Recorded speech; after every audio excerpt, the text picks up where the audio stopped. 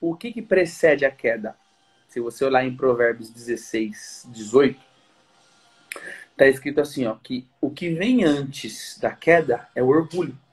Então, o que que nós precisamos combater diariamente pela fé? O nosso orgulho. Existe uma série que eu sugiro que vocês assistam, que eu fiz o ano passado, chamado A Beleza de Jesus. Tá no meu YouTube, tá? Vai lá, YouTube Wesley Rocha, Pastor Wesley Rocha. Aí você procura, são 12 vídeos.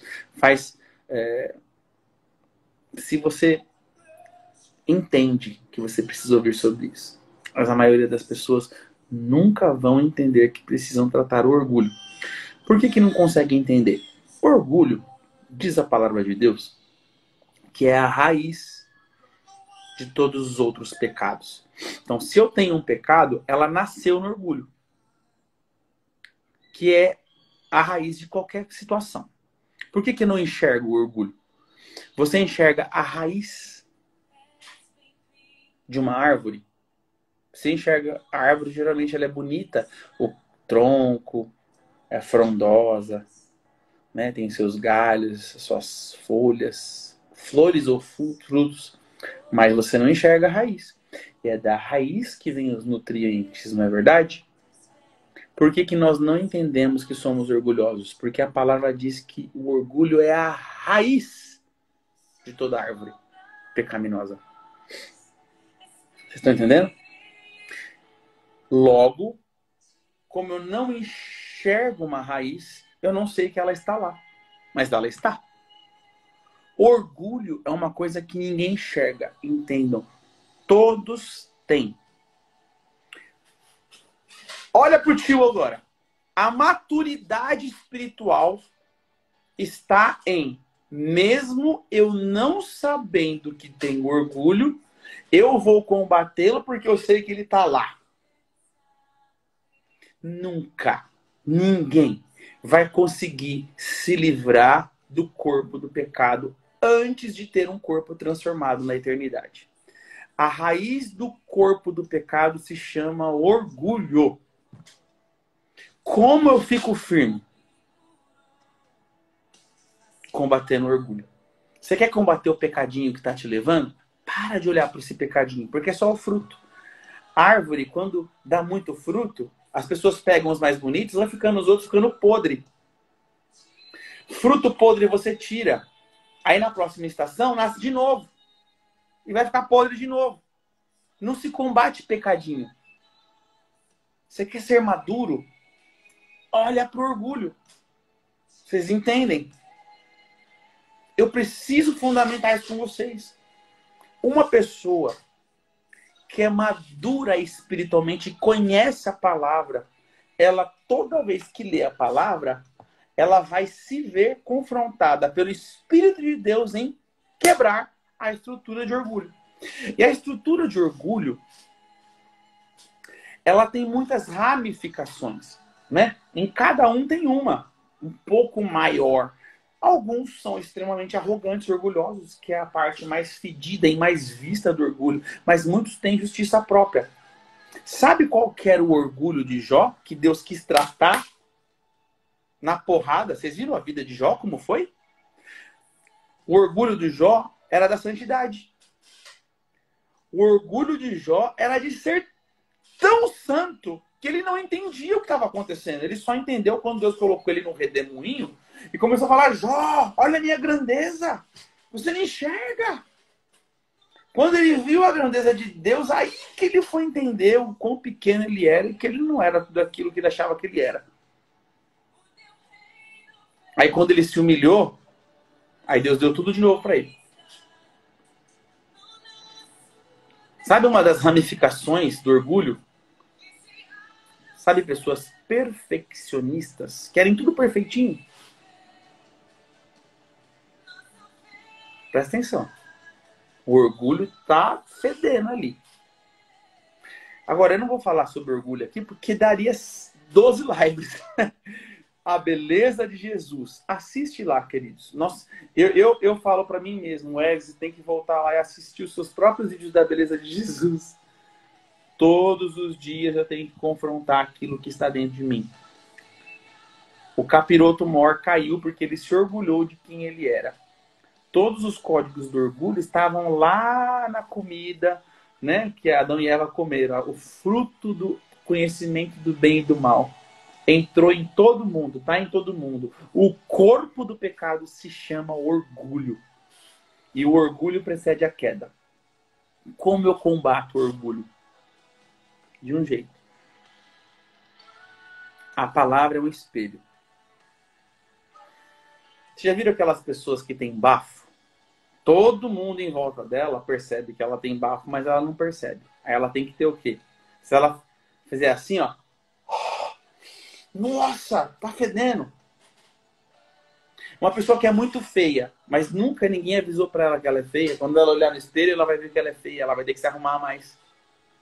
Às vezes eu falo assim pra uma pessoa, seu cabelo tá todo zoado. Aí a pessoa vai no espelho, nossa, né? Tá mesmo. Aí no espelho ela se arruma. Então, eu tô dando aqui bem didaticamente para você entender. O nosso espelho se chama Bíblia. Tem vários textos aqui que eu poderia citar, né? Tanto de Coríntios, né? 1 Coríntios também fala em Tiago, enfim, que a Bíblia é o nosso espelho. Mas você sabe o que tem lá, né? Vocês estão entendendo? Agora, não adianta só ler a palavra. Você vai precisar ler a palavra e pedir revelação do Espírito Santo. Porque até ateu, o diabo conhece a palavra. Eu estava contando um testemunho outro dia na aula de libertação. Uma vez eu ministrei uma pessoa que desceu um Exu nela. Eu não vou ficar falando, nem vou falar o nome do Exu aqui, que o povo depois vai querer procurar, né? Esse Exu trabalhava nos crentes, ele conhecia a Bíblia inteira em 18 idiomas. Ele veio se gabando, o demônio, que ele conhecia a Bíblia de cor, salteada em 18 idiomas. Ou seja, ele deve ter passado por todas aquelas nações, se fazendo de religioso, usando os crentes, né? O diabo conhece a Bíblia. Ateu conhece a Bíblia. Um monte de crente conhece a Bíblia. O negócio não é conhecer a Bíblia. É você conhecer a palavra e pedir que o escritor te revele o que ele quis dizer. Vocês entendem? Deixa eu fundamentar isso um pouco mais no fundo. Eu falo isso, as pessoas ficam até meio chateadas comigo, sem entender. Não que Jesus não foi capaz de mudar os discípulos. Mas, se a comida do conhecimento do bem e do mal fez uma podridão lá dentro da gente, só alguém lá dentro poderia mudar. E Jesus estava fora. O que eu estou querendo dizer com isso? Durante 3 anos, Jesus discipulou aqueles discípulos e eles foram incapazes de mudar. Eles o tempo inteiro, através do orgulho deles, só você vê lá, Mateus, Marcos, Lucas e João. Os discípulos estavam lutando um com os seus outros para saber quem seria o maior e o melhor. Jesus, quando o Senhor for, quem é que vai liderar? A mãe de João e Tiago chegou para Jesus. Quando o Senhor subiu ao céu, permita que um dos meus filhos sente à tua direita e outro à sua esquerda. Jesus diz, ô fulana, isso não compete a mim, compete ao meu pai. Eu não posso te dar isso. No dia da ceia, os bichinhos estavam brigando. Jesus, quem vai ser o maior? Aí, o ensino de Jesus para eles é, se você quiser ser o primeiro, seja o último. Aí ele deu aquela parábola. Se um dia você chegar num casamento e você sentar na primeira fileira, só que se essa fileira estava separada para pessoas de honra, a pessoa vai fazer você sair de lá e fazer você sentar para o último. Então todo mundo que quer ser o primeiro é humilhado. Mas a palavra fala assim, mas os últimos serão os primeiros. Jesus tentou o tempo inteiro ensinar aos discípulos o que era humildade. Ele mostrou na essência dele. Ele largou a divindade, o reinado, o trono do universo para ser um nada. Vocês entendem? Mas os discípulos não entenderam nada. Quando foi que os discípulos entenderam? O dia, Jesus falou assim, ó, eu preciso ir para que venha o Consolador. E aí, quando ele falou isso, logo no final, né, dos evangelhos, e ele testificará o pecado, a justiça e o juízo. Quando o Espírito Santo está dentro de mim, ele começa a mostrar para mim essas coisas. O que é pecado, o que é a justiça de Deus e o que é o juízo. O que é o juízo? O que acontece quando eu peco e se eu vou para a eternidade sem me arrepender. Aí o Espírito Santo mudou no Pentecostes os discípulos de dentro para fora. O que eu quero dizer isso? Quando eu leio a palavra e eu peço para o Espírito Santo me explicar, ele me muda de dentro para fora. Ele me mostra o que está dentro de mim.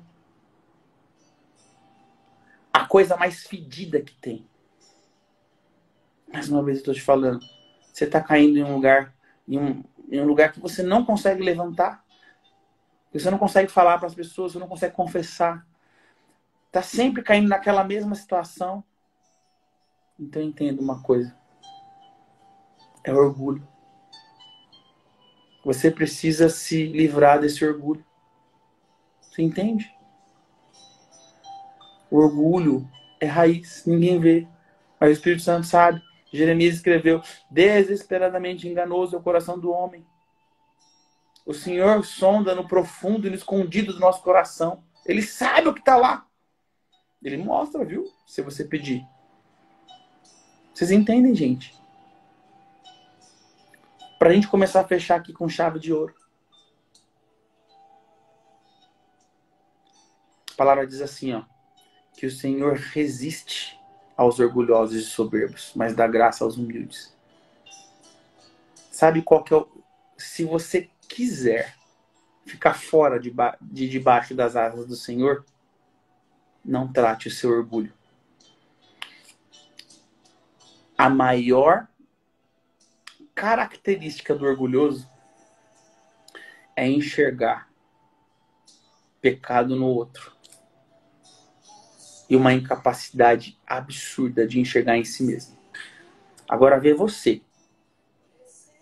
Você tem facilidade de enxergar pecado e demônio nos outros? Você consegue detectar muito fácil? Eu tenho dons. Eu tenho um faro. Tenho um sexto sentido.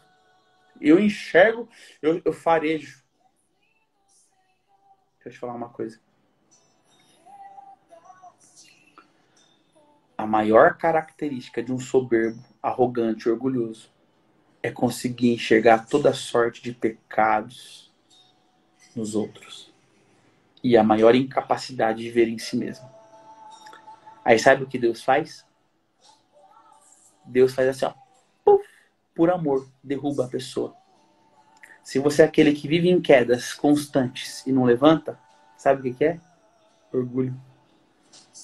Deus vai te derrubar para você enxergar quem você é. Mas Deus dá graça aos humildes.